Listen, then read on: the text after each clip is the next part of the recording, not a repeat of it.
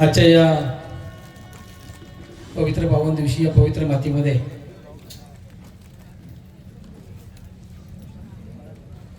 ज्यांची महाराष्ट्रभर खेती आणि वारकरी संप्रदायामध्ये एक मोलाचं स्थान आहे, वारकरी भूषण आणि महाराष्ट्राच्या तमाम वारकऱ्यांच्या काळजामध्ये ज्यांचं आढळ असं स्थान निर्माण झालेलं आहे ते गुरुबरी हरिभक्तीपरायण माऊली महाराज कदम छोटे माऊली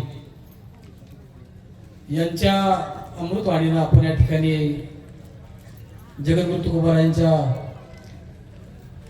अभंगाचा खरं तर आस्वाद त्या ठिकाणी घेतला. कीर्तनरूपी सेवेचा आनंद आपण या निमित्ताने घेतला. खरं तर महाराज तुमची तारीख मिळणं ही फार अवघड अशी गोष्ट आहे, वेळ साधणं ही फार अवघड अशी गोष्ट आहे. परंतु मी तुम्हाला एकच वाक्य सांगितलं होतं की माझ्या आईची या 20 वर्षानंतर पहिल्यांदा वारी चुकली, ती हॉस्पिटलाइज झाली, ती वारीला जाऊ शकली नाही.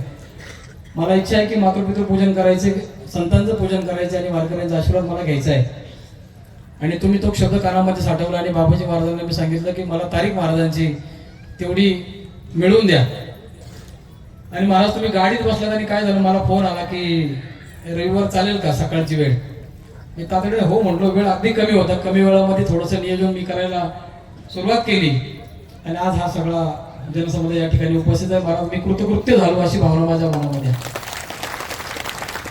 आणि महाराज तुम्ही आणि वारकऱ्यांमध्ये मला एक गोष्ट नेहमी दिसते, तुमच्यामधलं वेगळेपण. आमच्या राजाराम महाराज या ठिकाणी बसले, ते ऋषितुल्य व्यक्तिमत्व आपल्या तालुक्यात, त्यांच्याकडे पाहिले की तुकाराम महाराजांचा गोळा भाव आपल्याला दिसतो.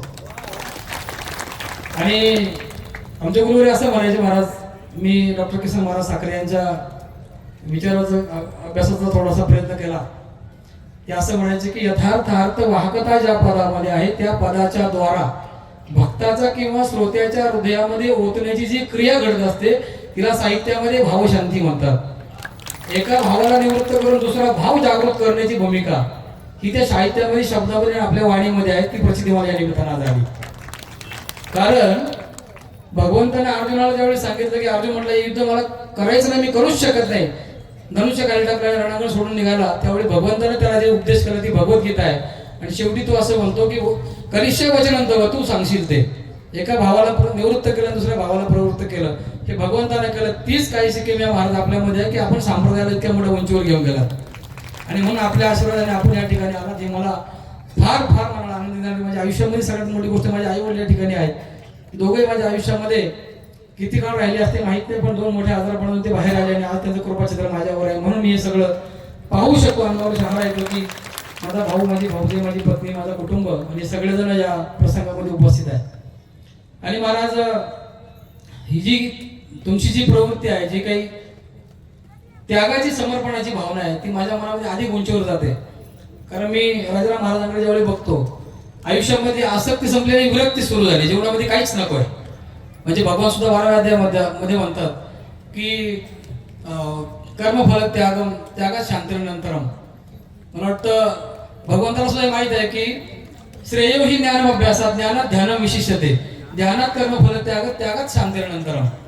म्हणजे कर्माचा, ज्ञानाचा, अभ्यासाचा आणि त्यानंतर त्यागाचा काय भाव आहे तो भगवंताने अर्जुनाला सांगितला.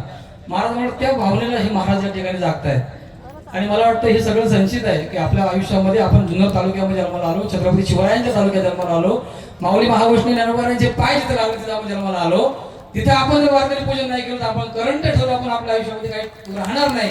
आणि म्हणून ह्या एका प्रामाणिक भावनेला महाराज मी गेले 8 दिवस धडपडत होतो. तुमची तारीख मिळाली, कार्यक्रम या ठिकाणी घेतला. जास्त गुरु वेळ घेणार नाही, परंतु या निमित्तानं मी वारकऱ्यांच्या तालुक्यामध्ये जे काही आपलं जे काही नावाजलेली मंडळी आहेत त्यांना आपण काहीतरी द्यावं, त्यांना आपण काहीतरी दान करावं, अन्नदान करावं, ज्ञानदान करावं. हा ज्ञानयज्ञ महाराजांमुळे जुळून आला. आणि संप्रदाय आपल्या साखरे महाराजांची भजनी मालिका आहे, ती प्रत्येकाला द्यावी. आणि माझ्या माता माऊल्यांना एक उन्हाताना त्या काम करतात, त्यांना एक वस्त्रदान करावं. आणि त्या निमित्तानं ज्याच्या नशिबामध्ये माऊली कोणा सांगे, म्हणजे हे माऊली महाराज जी चिठ्ठी उचलतील ती माऊली कोणा सांगे आहे ते आपल्याला खरं तर बघायचं आहे. म्हणून मी जास्त वेळ आपल्याला घेणार नाही. आपण सर्व या कार्यक्रमाला आला तर कार्यक्रम शिवा वाढवलीत. मला त्या निमित्तानं आपले सर्वांचे आशीर्वाद मिळाले. या ठिकाणी असणारे 4000 लोकांचे 8000 डोळे माझ्याकडे प्रेमाने बघतायत. मला याच्यापेक्षा काय पाहिजे, इतकं प्रेम जर असेल आयुष्यामध्ये तर हीच गमाई खरी आपल्या आयुष्यामध्ये. आणि अतुलजी बेनके साहेब आले त्यामुळे या कार्यक्रमाला 4 चांद लागले, कारण ते माझ्या अत्यंत जवळचे मित्र आहेत. आणि ते साहेब आले ते त्या सगळ्यांचं त्यांचं स्वागत मला या निमित्तानं माझ्या कुटुंबाच्या वतीनं गावच्या वतीने या निमित्ताने करतो.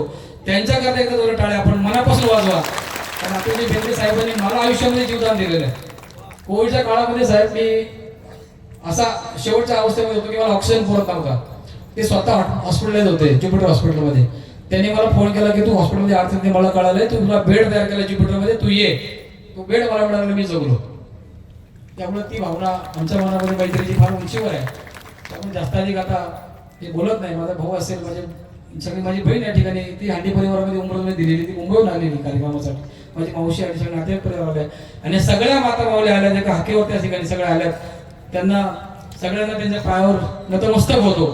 आपण या ठिकाणी आलात, आपलं पुनश्च एकदा मनापासून स्वागत करतो आणि या ठिकाणी शब्दाने विराम देतो.